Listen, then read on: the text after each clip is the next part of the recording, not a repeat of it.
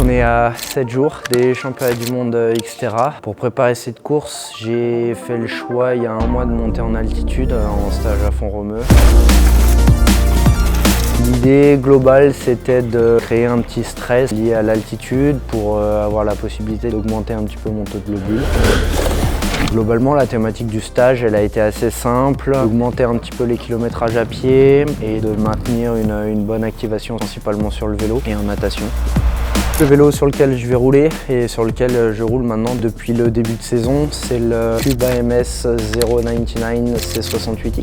C'est un vélo qui est extrêmement léger. L'autre point fort de ce vélo, c'est sa capacité à descendre vite et sa souplesse. C'est vraisemblablement la première année où j'arrive sur un championnat du monde avec vraiment l'impression d'avoir toutes les cartes en main pour performer. Là, le parcours, il est très exigeant, très boueux. L'objectif, ça va être d'adapter un petit peu le vélo pour avoir un vélo léger en montée et un vélo qui descend vite. La stratégie de course, ça va être le plus possible de sauver de l'énergie en montée et attaquer un petit peu plus en descente pour essayer de fatiguer le plus possible les adversaires pour gagner le championnat du monde.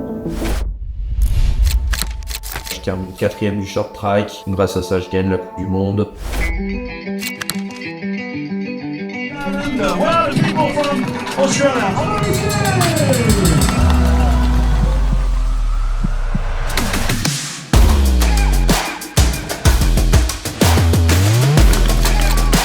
C'est un scénario de course auquel je m'attendais pas du tout. Je pensais pas du tout qu'on allait se retrouver avec autant de bons rouleurs devant aussitôt.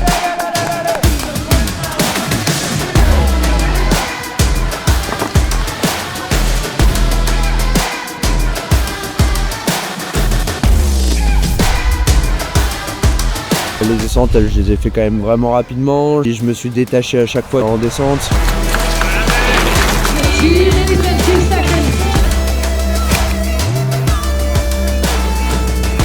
Non, tout s'est super bien déroulé. Je pense que c'est vraiment une course 100% pleine.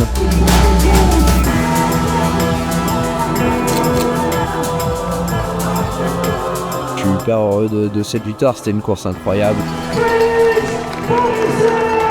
Je pense comme j'en ai rarement fait dans ma vie.